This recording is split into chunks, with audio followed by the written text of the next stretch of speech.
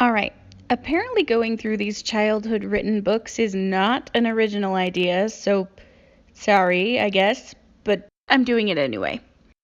I was recently looking through some old stuff of mine and came across this masterpiece. It's called Sucked into Maine.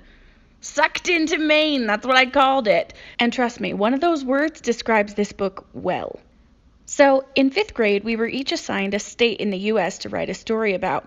It couldn't be the state in which we lived, so spoiler, I didn't grow up in Maine, and we had to do research on that state and work certain pieces of information about it into our story. Some of the things we needed to include were the state's nickname, how it was settled, natural and man-made resources and industries, famous landmarks, the climate, yada yada. Let's look at the clever ways in which I included that important information in my story. By the way, even though there is or will be a video about grammar, let's not judge my language too harshly, okay? I was a decade old. Sucked into Maine, written and illustrated brilliantly by so-and-so. Look right here. It says the publishing company was Viper Writers. I don't know where I came up with that, but Viper Writers. I dedicated the book to my dog. Aww.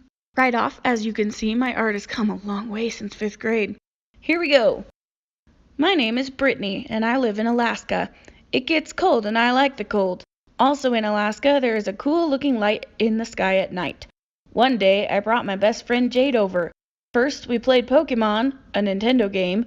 Then we traded Pokemon cards, and right when we were going to watch Pokemon the TV show, it was interrupted for a special preview of a state called Maine. If you can't figure out my obsession at the time, it was Pokemon. What the? Jane said. Why is this on? I wondered. Right then, the TV sucked us up into a big city. Where are we? I said. I have no idea, said Jade. Let's look around. Good idea, I said. Then we saw a license plate and it said Maine. Okay, I said. We're in Maine. Let's look around. Okay, said Jade. Good idea. Finally, we came to a museum. Let's go inside, I said. Okay, said Jade. When we were inside, there was a sign that said, Welcome to Maine, the Pine Tree State. Then we saw a sign that said, Algonquian people and the Abnakid people were some of the first ones to inhabit Maine. Also, we think that John Cabot may have explored the Atlantic coast for England in about 1948. I looked it up because 1948 sounded a little weird, and it was actually 1498. So this museum needs to get their facts straight. Wow, I said. Yeah, said Jade. Let's keep looking, though. 'Cause, priority one is we gotta find out more obscure facts about a state we've never seen before than figuring out what just happened or doing something crazy like trying to get back home to Alaska. Then we went to the park. When we got there, we saw a sign that said, Free tours at the paper factory. Okay, I said. I like free stuff. When we got there, a man greeted us and said, Welcome to our paper factory. And he showed us around. We saw huge paper rolls and we learned that paper is made from trees, which is one of their natural resources. Then he took us to a potato farm. What? He took us to a potato farm. This guy. That's not sketchy or abnormal in any kind of way. And he said the potatoes are another one of the natural resources. I guess he had to take us to the farm in order to be able to tell us that. Wow, that's cool, said Jade. Jade had low standards for cool. When we were done, we decided to just walk around. Then we saw a man who was telling about some forests and stuff for only 25 cents, so we went there. Then we paid our money and he told us about, the tallest mountain in Maine, jumping ahead. Then he went on and on. Finally, we left. So I guess we just left him there talking. ... blah, blah, blah. We go to a beach and read another sign. Cool, said Jade. Jade had low standards for cool. Just then it started to rain. Uh-oh, I said. Let's go to a building where it's out of the rain. So we went to the nearest, warmest-looking building we could find. Huh? Hello, a jolly man said to us. Would you like a tour of this news building? Sure, said Jade. So he showed us a bulletin board, real original, that said, average rainfall 41 inches, high temperatures 105 degrees Fahrenheit, 41 degrees Celsius, low temperatures negative 48 degrees Fahrenheit, but the Celsius is crossed out, so I guess the news building wasn't sure about that one. Cool, I said. Then he took us and showed us a bunch of other stuff for what seemed like an hour. Then we finally left.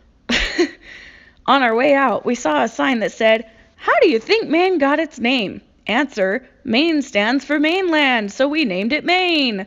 That's cool, said Jade. Jade had low standards for cool. And just look at these pictures. So I think this is supposed to be our backs, like there's a gap between our flare pants and our shirts. But to me at least, it doesn't look like our backs. It looks like we're destined to become plumbers. Also, check out this guy. He's labeled Prez, who's officially making Maine a state. Maine is officially the 23 state. The document seems legit. He even signed it Prez, so... Can you tell I must have run out of time and started rushing a little bit as the book went on? To sum up this page, we see a free game to play inside of a store. We seem to go to a lot of stores without buying anything. We answer 3 questions correctly. Our score is 100 out of 100. So I guess each question was worth 33 1/3 points. We win nothing and we leave. I'm skipping this page. It's boring, but check this one out.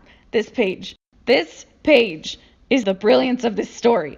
First of all, I have no clue what the picture is. It looks like an old school television in a static channel maybe, but it also might have a tail. And then, I don't even know. But here's how I decided to end my story. Then we came to a busy street. I bet I can cross this street with my eyes closed. What? So I started to go and Jade followed me, doing the same. Then we got hit by a motorcycle.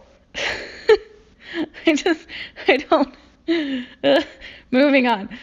When we opened our eyes again, we were back on the couch at home in Alaska. That was weird, said Jade. No kidding, I said. But we can't tell anyone, okay? Okay, said Jade, I promise. And that'll end our story. Just, what? What? Why? How did my 10-year-old mind come up with the idea that to get my characters back home, one of them should make a life-threatening bet, fail, and wake back up in Alaska? A little Deus Ex motorcycle there for you. Also, the main character made Jade promise to never tell about what happened, but she's also the narrator of the story. So...